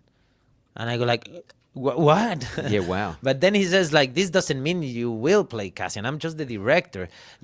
What I'm telling you is that if you want, you can go into the journey of convincing everyone else that you're the right Cassian. That's a little bit like, say, like saying to someone, I want to take you out to dinner, and then you get to dinner, you've had this amazing meal, and then they say, oh, by the way, you're paying. Kind of. You know, it's like, oh, come on. I mean, but why tell me the story? The big difference is he said it at the beginning. Okay, okay. Like, it wasn't like, oh, that was delicious, right? Now you pay. He said was like, at the hey, beginning. Look, we're going out to dinner, you're paying. Exactly. Just in case it goes the wrong way. Yeah, he was basically, I really want to work with you. And when you see this whole cast, because all of us are his first choice, apparently, that's what he said to us. Yeah. You do see what he was looking for. He hired actors that are known for films that are very personal, intimate. Like he wanted to bring this tone of intimacy into the world of Star Wars. You know that I think it's interesting and cool. You know. So yeah, but I didn't see it coming, and I said yes, obviously. And then 5 months passed. I did 2 tests and a lot of waiting, Thinking you'd been left behind. Oh and then you get the call. Yeah, man. We're talking in the chat while that was going on about the different movies that Gareth Edwards has directed. That Godzilla that he directed, I actually think that's one of the only really good ones of that bunch. And I'm a huge Godzilla fan. I mean, I'm such a huge Godzilla fan. I have a Godzilla right here. That was like his first. That was like his first studio movie, though. So it's crazy he went right from that being his first studio movie one of the biggest franchises in sci-fi to one of the other biggest franchises in sci-fi. Yeah, it's crazy. I will say I prefer it when he has someone else writing. That's probably the best way to put that. I haven't seen. I did see Godzilla when it came out. I don't think I remember too much about it. But they he did Monsters, I guess, which I haven't seen, but I remember. Oh, that's like the one, like a NASA press into Mexico or something, right? And there's it's a Scoot McNairy, who I love his name. Yeah, it's pleasurable to say. I also like that actor. I think that actor is cool. Got Scoot McNairy in this one, and God, I can't remember who's the other one in there. I vaguely remember that movie. They have the border wall or whatever. Right, that's right. Yeah. But yeah, he did. Yeah, it was like pretty quick. It was 2014, and so he does Monsters in 2010. That's his like indie film that he put out there. He And then did he the does new Godzilla in Jurassic World 2014. movie Yeah. too, which since they only ever made one Jurassic Park, that sentence doesn't exist. But Yeah, what? Chris Pratt? No, he's Mario, right? Who are you talking about? And Garfield From Parks and Rec? No. You know what's funny though? A lot of people, I think everyone's favorite like cameo moment was like C-3PO and like R2-D2. Everyone's like, "Oh my god!" I'm like, of course they're gonna be in the movie. Come on now. But even I was like, "Oh." But they have but they also have like the sassy K2SO droid, which is funny that when you deprogram any of those droids, they just become extra sassy. Like I like turning that into canon because he's like he's like Alan is like he's probably the most hardworking guy in Hollywood right now with like, doing the DCU stuff now and, voicing everybody and everything. Where's my goddamn car, Bruce? Like, Alan, I always give him True had to know him all the way back from Firefly, which was an amazing show that launched at least 3 or 4 careers. And he did the whole yoo-hoo big summer blowout and Frozen. I always think of him as the pirate in Dodgeball. Dodgeball. He's also Resident Alien. Unfortunately, canceled. Is an amazing show. That's a really fantastic show that I can't believe they got it went as long as they did because it's just too weird. I love that you and my friend Josh both wrote he's a legend, right? Like at the same time. Yeah, great. Speaking of Alien, Conan, Noah Hawley is doing one for Hulu. It's coming out like in like a couple weeks or something. I think. Yeah, I love. I've known about that for a while. Legion, so yeah. I think you'll do good with that. Yeah. Gareth Edwards. Look, this is as far as direction goes. This kills. This kills hard. Yeah. Like this is exciting. It's got like those battle scenes. I mean, some people kind of knock the pacing. Okay, I understand. I don't agree, but I understand why you might feel that way. But that back third is just because first of all, we never have seen a Star Wars happen like in a tropical environment, so that's just rad to be like, I was like, palm trees are the equivalent of palm trees going on with AT-ATs walking by. Hell yeah, great. I'm ready for that. That's amazing, and to have like this Saving Private Ryan style exchange, like Saving Ryan's Privates, sure, on a beach. Culturally that makes sense too, because a lot, think of like storming, the storming of Normandy and things along those lines. That's frequently like these things happen on beachfronts. And so to be able to put that in and again, work with the lexicon of what we think about with war movies, which is what that's in. And it's weird it's called a war movie. Of course, a war movie, it's a goddamn Star War. But this feels like a war movie in that classic sense of the terms, which is just like, a band of brothers and sisters, so to speak, that are trying to achieve a goal for Boss. I mean, what do you think about her character? I'm a huge fan. I actually had forgotten how much I was like, especially when they try to they're rescuing her and she she hits the dude with the shovel. She's like, I got this. I know what I'm doing. Like I don't need. She's always a fighter. Like she was born. She was born to be a fighter, and it's interesting that like not many people actually bitched about her as a character. Yeah, I remember no one really complained about Rogue One from what I remember. Like because everyone universally loved it because it had the right amount of nostalgia, cameos, and also it connected to a good Star Wars movie, so like a lot of people like, yeah, this girl's badass, like she's not like some damsel in distress or whatever. I'm like, yeah, that's actually a female character that a lot of little girls who have Star Wars parents can look up to. So it was 1 year after Force Awakens had like just kind of been nothing, right? Like so it's having that movie I feel like come out in between that and then everyone's kind of waiting for the 8th one and like in the middle of it they're like I feel like it kind of slipped right in there to give people that dose of nostalgia. I like that Felicity Jones was the first round draft pick, the first pick for that, because I was just totally unfamiliar with her and speaking personally, but I think it works that most of these people, I mean, the only person I really knew was Donnie Yen and Diego Luna. And like, I knew them from wildly different genre movies, which is like, oh, it's crazy that these guys are in this movie, but that's kind of rad. I wonder what this movie is going to be like. And Mads, of course. And Mads too, yeah. Where's that going? Oh, Rooney Mara was up for the Jin Urso role. And the other person when the initial stages, Tatiana Maslany, who did She-Hulk, and she was in Orphan Black. And my friend was in She-Hulk. Yeah, well, the star of She-Hulk was almost Jin Urso. So that would have been interesting. She would have done really well, I think. Yeah, and I think it's almost just you want to have someone that's like not too well known for that character, right? But I thought Felicity Jones did a great job, and I assumed that she's done this kind of thing before. Oh no, it's all like period dramas and stuff. Yeah, like she. Oh, okay. The movie she did about Ruth Bader Ginsburg was a case where it was which was discrimination against men, and I was like, okay, interesting. That's interesting. Plot. Okay, just try to get away from her. Girl power, whatever. she was in one of the Spider-Man movies or whatever in between this, I guess. One of the Andrew Garfield ones. Yeah. She was in Amazing Spider-Man too. I don't remember. I don't know if I even saw. I saw the first one. I don't remember if I saw but yeah. But there was a second one? I don't remember. Gwen survived. What are you talking about? Oh, she plays Felicia Hardy. She's a Black Cat. But I mean, she's Felicia Hardy. Can we have a Black Cat in the MCU, please? I could do it. I don't care.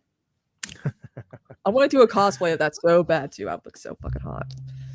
I heard she does this. I was looking into like her accent's like this middle of England kind of thing where she they actually trace there's this Reddit thread where they trace it literally Birmingham. She's from Birmingham. Yeah. That explains her accent. But I'm excited. I can't understand it. Yeah.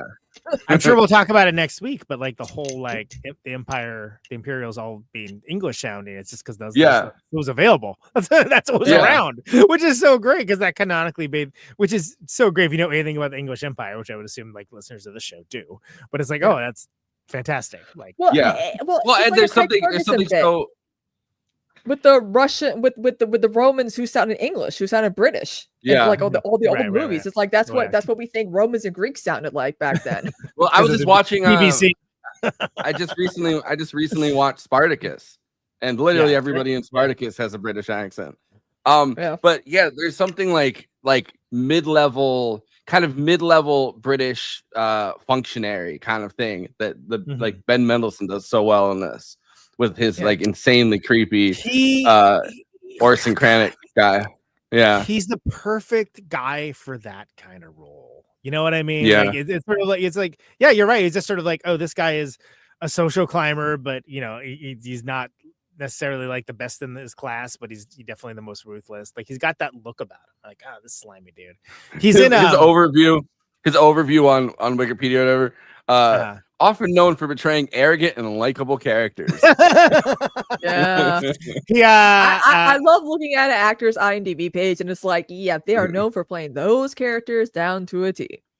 I forgot Ozzy Osbourne's from Birmingham, which explains why we couldn't understand him. It wasn't just the drugs. Well, Sabbath was. The Outsider was a great Stephen King miniseries. Actually, Cynthia Erivo was in that, which is interesting. Ben Mendelsohn is the chief detective of that. Very good. Also, Jason Bateman is in that, which is he's like also wasn't Ben? He was also one of the in the Captain Marvel movies, right? I Talos, so. And Secret Invasion, which I honestly was so not into, I didn't even finish. Which is the only one I can say. I was like, that's probably the worst. That and Ant-Man were the worst of the MCU in that phase, I will say. Well, the first two Ant-Mans are great. That Ant-Man movie, the third one's not. We just need a show with what's his face narrating the entire MCU. That's all we need to catch up for people who didn't fuck with anything else that was going on. Just get Nick Offerman to do it. Yes. Here's what the happened. thing you have to understand about the Secret Invasion was, it was a secret. It was terrible. Not good. So again, just rounding up here. I mean, I think that there's so many kind of cool quotable lines with this. You know, I'm one with the Force. The Force is with me. Obviously, is great, but make 10 men feel like 100. Yeah, that's good stuff right there. Yeah, that's good stuff. It's good writing. You know, we have hope. Rebellions are built on hope, because we mentioned all that hopey, changey stuff. But that's that to me, that's another thing of like, to make it a good, a classic Star Wars. It's like, are there memorable lines? Yeah, you know, I love you. I know, amazing. You know, we'll talk about that one later on. Like, I was like, oh no, I'm like, God damn it! I'm like, they're not gonna make it. Yeah, but like I feel like some of these other make it. movies, and again, I'm not trying to steal the joy of people that love the prequels, especially if you grew up with them, whatever. I'm just saying that This for is me, where the like, fun You begins, sure about right? that? You sure about that? You sure that's not what you're trying to do? Or okay, like somehow Palpatine Returns is probably the only thing that I remember from the entire sequels. I'm like, what other quotes are there that exist? Like I said, give Oscar the Oscar for that one, because he deserves it. It was like, really, that's how we're Poor explaining Oscar it. Isaac. Okay. Hey, give me bastard. another season of Moon Knight, okay? Disney, give us that. No, but think about it. That the no, I'm your father. Do or not do. There is no try. Even it's a trap. Yeah. Which is great, and I can't wait to talk about the fact that Akbar, from the second they arrive, he wants to leave. That guy wants to get away so bad immediately. He's just like, retreat. And because it's something that somebody said it to me once, and I rewatched the movie. I'm like, oh my God, you're right. He's totally trying to bail the entire time. It's amazing. Are you a general or an admiral, dude? Like what the hell? Get out. But getting back to my original point is that there are a lot of quotes, that granted nothing's going to be on the lines of these are the droids you're looking for or whatever, or help me, Obi-Wan Kenobi, you're my only hope. But like, there's some really good lines in this, and that's God. I think it needs. If you're talking about a great Star Wars movie, you need that. Yeah. Well, they were going to bring back Admiral Akbar for Rogue One. Like that was he going to be because it's the other. God, this is so freaking nerdy. The other race, it says there's like the octopus race and like the squid race, and they're from the same planet. Yeah. It's great. It's hilarious that I know this, and they're both like in the rebellion. But it's like one of the other. It's not Admiral Akbar's people. It's the other ones who like live in a different part of the planet. That's like he's the guy. Yeah. That, like is they actually get the message from Rogue One and relay it. Christina McVie from Fleetwood Mac was from Birmingham. Interesting. But that's crazy. Apparently, by the way, Birmingham? the name of I am. I'm sitting over here like naming like alien races that 7 people care about. Like the people that created this. Listening though. It's fine. You can wander off on that one. I hate that the Admiral Raddus. The species name of the squid ones is Mon Calamari. Yeah, Mon Calamari. That's trying to think. But it's like really that y'all made up a calamari name for those squid people. Yeah, well, why did you call the cow people like the sirloins or something? I mean, what are you doing here? You know what's funny though? Be like Montius Angicus or something. It is like Angus steak, really. Like Red Dog in the comments. Saw Gerrera's were quotable. Can you see the Imperial flag ran across the galaxy? I'd like to think on some rebellion bedrooms, just like on some college dorm rooms, there are many Che Guevara quotes, and we see some Saw Gerrera quotes in the Star Wars universe. Thank you so much. Yeah, but I love Leia in that gold bikini probably. Her response to this. You could see the Imperial flag raised across the country. She said, "Not if you don't look up." And it's like, goddamn! Like, wow. Yeah, it's like, all right, like. I guess you got me there. I think. But yeah, so they were gonna bring back. Sorry, Christina. They were gonna bring back Admiral Akbar, but then they decided to do it in The Force Awakens, and so they said like, oh well, we can't do it now. What was his rate too high? Like he's a freaking puppet. What do you need? Yeah. It's a trap. Yeah, okay. Sure. Hey, I can't do 2 movies in a row. Jack wants too much money. Get the squid instead. Okay. Yeah. You know what's funny with The Mandalorian? A lot of people think that Pedro Pascal quit The Mandalorian because he didn't want to wear the mask. I'm like, no, the show had run its course because there was other spinoffs after that, like with Boba Fett and all that. Well, they're coming back. They're coming back with a super. movie anyway. It's a Mandalorian and Grogu movie, which is like since Once it's again, basically that goddamn Pedro Pascal is in everything. since it's basically I like lone that wolf he and looks- cub in space. Yeah. He looks like the older brother of Diego Luna. He really does. It's like Pedro Yeah. Pascal and Diego Luna have a similar look to them. Can I tell you? Him and Oscar Isaac and them in the oh god. They're Three the brothers squid in and the movie. octopus. They're the squid guy and the octopus guy of of Mexican cinema. Yeah, fantastic. That's a good one. That's quasi racist, but yeah, against squids. I'm talking about. What do you think I was talking about? Letterboxd. Yeah. So I love, by the way, Mandalorian, especially when you have Katie Sackhoff's character as Do the magic hand thing. What are we talking about? You have Bo-Katan, Bo-Katan in Mandalorian, and also the armorer in the Mandalorian. All three of them are like drop dead gorgeous. By the way, they're wearing these like fucking great. I love it. I love everything about it. It's like that's Star Wars to me. Like when I saw it, I was like, oh man, because it's, but it's also like you could have, whatever. You could right, cast so them that aren't leading ladies and yeah. I got something. So I saw people complaining or talking, and I think I agree with this about the Borgullet thing where they put the thing onto Riz Ahmed to see if his memories or whatever, right?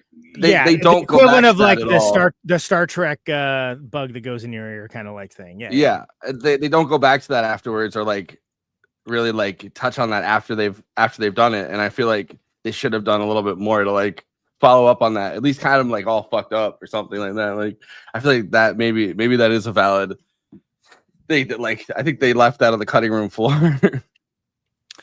Yeah, but I mean, you also don't want the movie to be too long either. Yeah, kind of like the Naked Gun. That's a big part of it, right? Exactly. Which we'll talk about in the after party. And I still haven't seen it, so don't spoil it. No spoilers.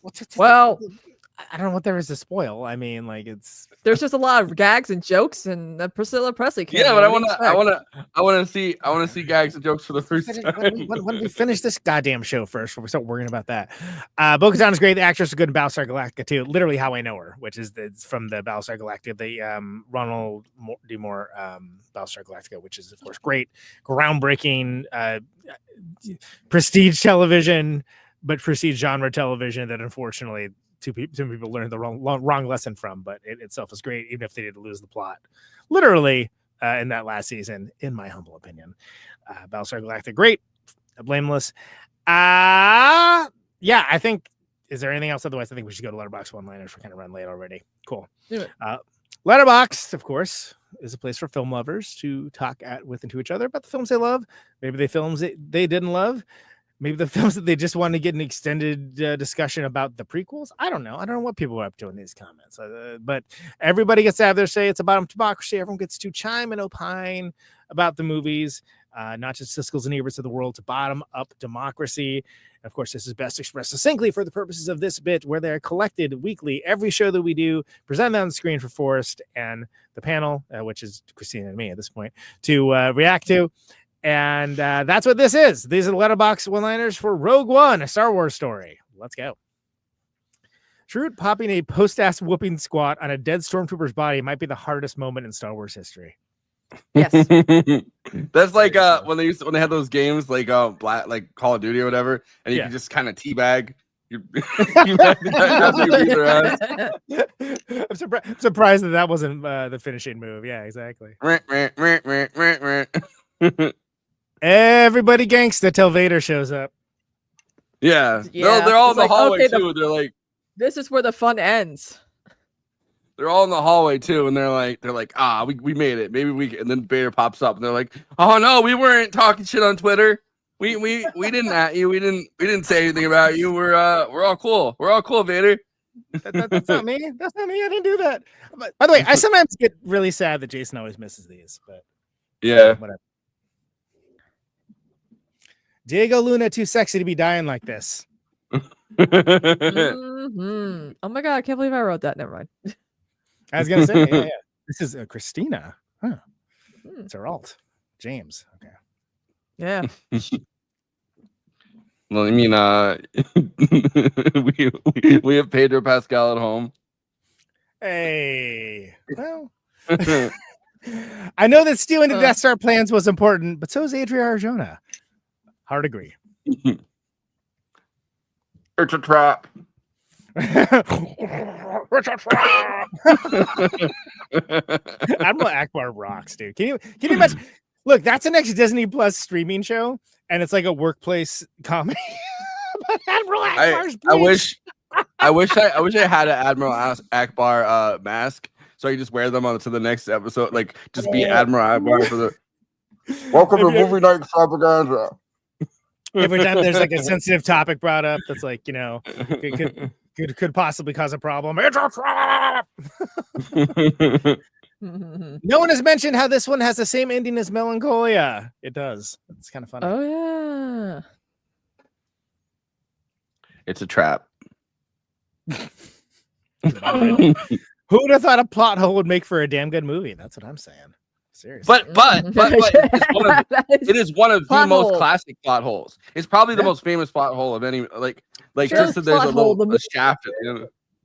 I would like to film my get my plot hole filled, you know. Whoa, hey! Oh, save it for the after party. Oh, we're prepping over here. That's pretty funny, actually. Yeah, respect.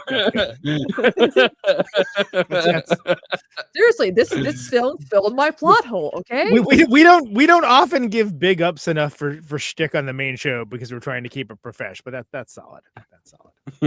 Yeah. I want to get a soundboard where you can just do it. It's a trap every time, you know. Like... that's a good one. Yeah, that would be really good. Oh man. Oh man, I'm into it. My favorite genre in film is Donnie Yen playing blind badass.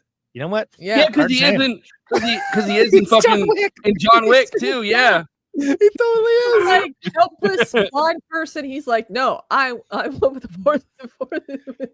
Yeah, I'm trying to remember. He tells Keanu Reeves, "I'm one with the Force, and the Force is with me." I don't think he's blind in Hero, but it's been a while since I've seen that. Hero's really good though. I can be your the hero, show? baby. The show Hero? no, the movie, the freaking. Yeah, was there a movie called? Oh, there's Heroes. Is that what you're thinking? Heroes, yeah. I was Ali Larder. The one that basically should have been called X-Men, but you know, yeah, because they didn't have the rights. But it's basically X-Men. I was mixing them up. Oh yeah, Fists of Fury. He's been in some like crazy shit. He was in Intellectual Property Man. It's called One Punch Man, but it's IP Man. So my joke is that I always say Intellectual Property Man because I think that's funny. That's never not funny. Yeah, I don't know. I think it's because of you that I thought that's what it was. Because I say it so much because it's so funny. Yeah. Oh yeah, Donnie Yen. Intellectual Property Man. That's so stupid. Jet Li and Tony Leung and Maggie Chung are also walk into a bar. Hero. Exactly. They walk into a wuxia martial arts film that's in the Warring States period in China. Exactly. I was just looking at his Wikipedia page. I'm just looking deeply into Felicity's eyes. Why are the Star Wars characters I relate to most always the droids with no social skills? Yes. I am C-3PO, human cyborg relations. You're not very good at that. You're not very good at human cyborg relations. I feel like it's funny because as much Star Wars talk as I've been around my entire life and have participated in, even initiated, I haven't really thought too much about, every time they malfunction, they get sassier. Yeah. they're like we have to reprogram them, and they're like, reprogram this. Well, and I mean, look at okay. look. We're not talking about Solo, but the Donald Glover Lando. It's strongly implied there's a sexual relationship he has with this droid, but he's also like omnisexual. So also, if there's anyone who needs a prequel show, Donald Glover as him made a lot of sense. Honestly, you know what? He's the thing I liked best about that Solo movie. The thing I disliked the most was the main character. I was like, God, if everything's great about this except for the main character. I don't know if I made it all the way through that movie. I watched like I remember watching the first half and then being like, I'm kind of bored with this. It's frustrating because there are good things about it, but it is not a good movie. Yeah. I see people rating these things 5 stars, and I'm like, I don't even know what you saw, but I did not see that. I guess I'm a hard ass. I don't know. I don't feel like I'm a Star Wars hard ass, but somehow I am. Really, Conan? All right, maybe I am. Damn, I had something that I thought of, but I don't remember what it was. So it's a trap. It's a trap. I would have killed Baby Yoda for them to handle the sequels this beautifully. Oh hell no! We need Baby Yoda. I didn't write it. Tell the Zach. God damn it. Baby Yoda meets half as good. Baby Yoda versus the Rizzler. Tarkin really is like that one guy in a group project that doesn't do any of the work, but still gets credit for it anyway. I mean, that kind of is that is like half the Nazis that like made it. You know what I mean? Like exactly. They're like, oh yeah, me and Himmler worked on this together. Yeah. Equal parts. Oh yeah, that's not what he said from his bunker. Anyway, wow, where was I going with that? Dark. It's a trap. It's a trap. Letterbox one-liners for Rogue One, a Star Wars story. Please follow the show at Movie Night Extra on our Letterbox page, Letterbox HQ page. We're doing all Star Wars movies this August, but not all Star Wars movies. So follow us along for that, as well as attendance stories and short form content from all the rest of the shows, the great movies that we cover on this very show on the popular Letterbox forum. Forrest is the Death Star contractor. You can follow him at Always Flacco. He is covering all the stuff we're doing this show, lots more. When a big, I feel like this one's evergreen. This one's evergreen. I could be a contractor in the Death Star at any of these movies. I just hope you got a screenshot of Kristina like being the Death Star, because this I got a screenshot of Jason being the Death Star. Oh, okay. Well, all right. I mean, good for Jason. He's not even on this show, but okay. It's a trap. It's a trap. Exactly. That's what I'm saying. You know. Anyway, I am at Conan Neutron. The Force is with me. I'm one with the Force. You can follow me along for the Criterion Challenge, which I am currently killing it at right now, by the way, I might add. And for highbrow, midbrow, popular, all that stuff, I'm actually behind on logging because I went through and actually did a log and review for every Star Wars movie. I had only done that for the ones I liked before. So that's, you can imagine how that's going. People have opinions. But, people, they're welcome with their opinions, and I'm happy to engage. I will not be talked out of my opinion about which is, movies are hot dog water and which ones are not. Sorry. But follow me at Conan Neutron for all that. Kristina, A New Despair. Get it? I get it. Adam, Kristina on Letterboxd. Follow her along for all the stuff we're covering on here and so much more. Saw you did a Naked Gun review. We're going to be doing that in the after party. Spoiler free, I guess. So Forrest can not have a hissy fit about it. It's still funny.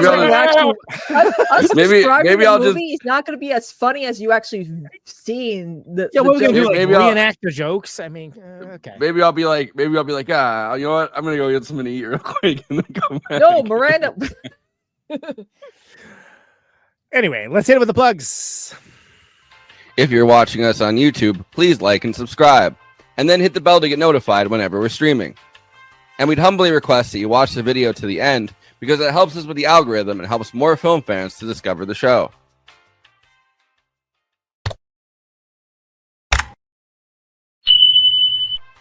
We're also monetized. If you want to get your chat questions definitely read on stream, you can always send us a super chat, which will help us keep the show going. Every cent helps.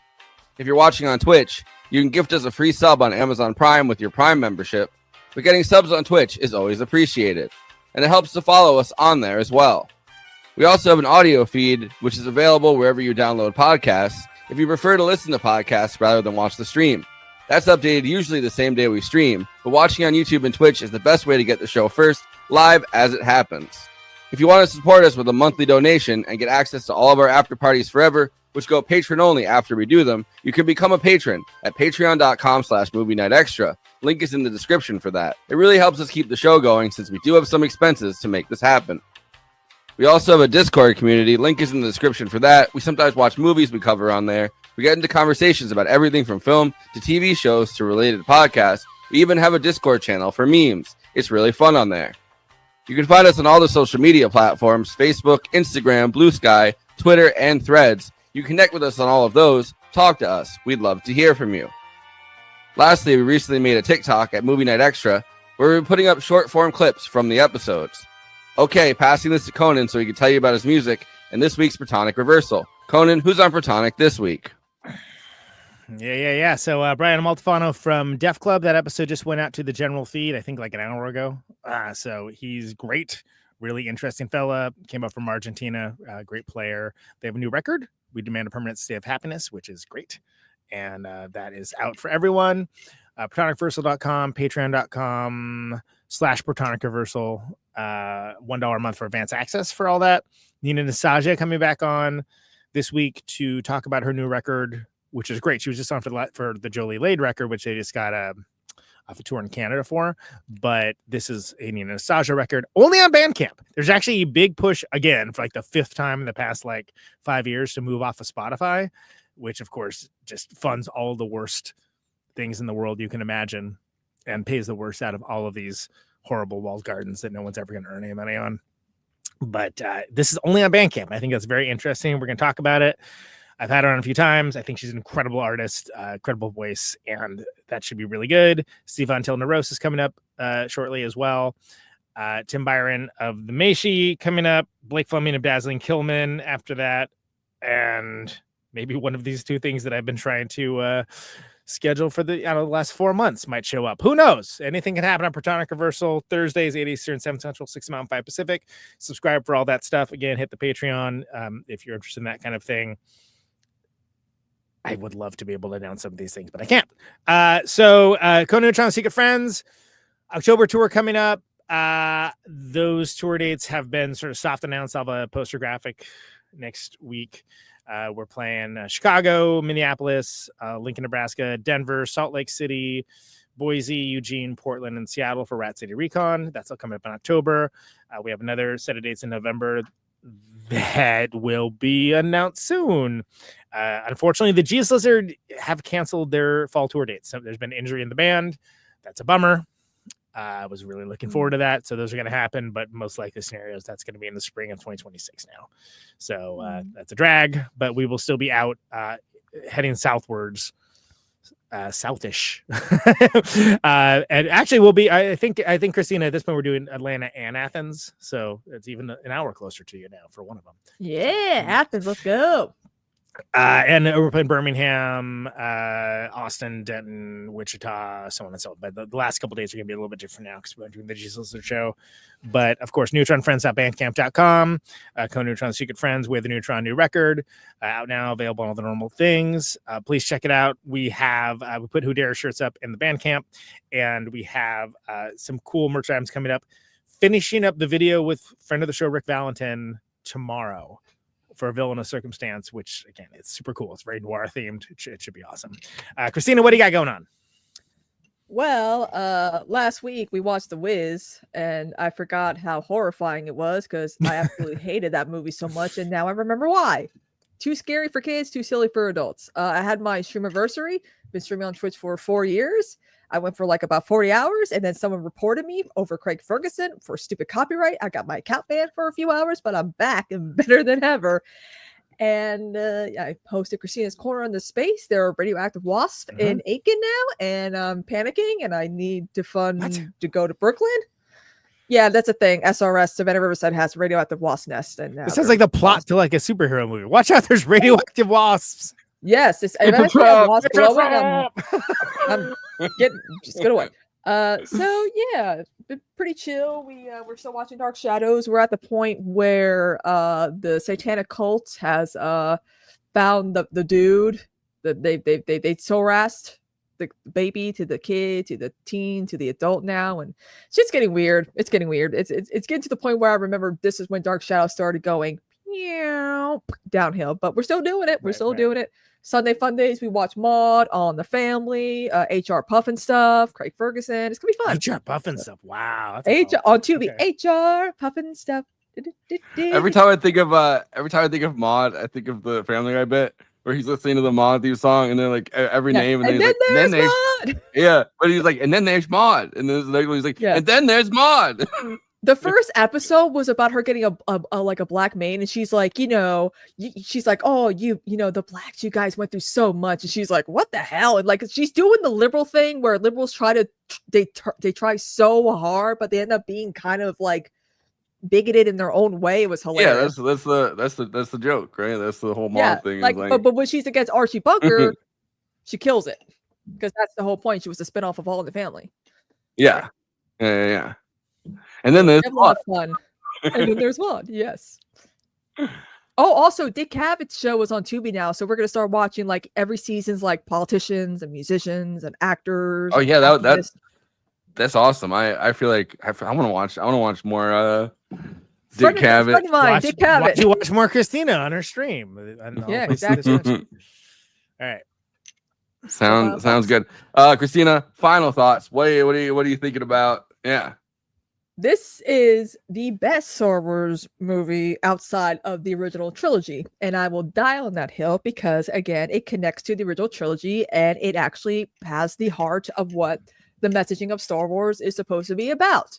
So if you haven't watched Rogue One because you're thinking, oh, it came during those movies, no, watch it. Watch it. It's good. It's great. You're going to love it. And watch Andor if you can. All right. Conan? Yeah, I completely agree with what Kristina said. I do think it's the best Star Wars movie since the original trilogy, and it managed to excel by doing something totally different. And this like a heist movie, sort of again war movie, but like high stakes, desperate plan when we already know the outcome. And this is a powerful message about communitarian effort for the greater good. That we're more than the sum of our individual parts. Eminently quotable. I love the Seven Samurai of it all. And I think the back third of it is like hard to get any better action wise than maybe like classic Empire. I think it's fantastic to get all the context with the Cassian Andor character with the TV show. I don't think you need it, but I think once you've seen it, like you'll want to check it out. And I encourage people to do that. Damn entertaining movie, which I wish more of these were. and I swear to you, I do love Star Wars. I just don't like it when it's done poorly. And I think ultimately their hit ratio is about the same as Kiss at this point. %. But it's a joy to revisit, and it's again, this is about the people against the powerful, and that will always have my heart every time. Good movie. Oh yeah. So we're gonna be doing the original trilogy and over the next 3 weeks. Yeah, and an after party tonight, which the reason that I'm looking at my other screen right now is I'm sending out the after party link onto all the chats which we're located on. Yeah, because a lot of the space folks are like, we want an after party. I can't even keep track of this anymore. Yeah, but we're gonna talk about all kinds of stuff coming up. Recent movies. Well, we had this space. This is Revolution was going live for that hour. Jason was on, and we got a lot of people watching. Look, well, but point of fact is it's Star Wars month for us. We're doing A New Hope, Empire Strikes Back, Return of the Jedi. They're all gonna be spirited conversations. Jason's back on next week for that. We have Lauren from a band coming up, and then Bonnie, who of course used to work at Lucas, coming up as well. It's gonna be a hell of a month to talk Star Wars, and there will be no prequels discussed on my watch. a hell of a month to watch Star Wars. You know what I say when we start to discuss prequels? It's a trap.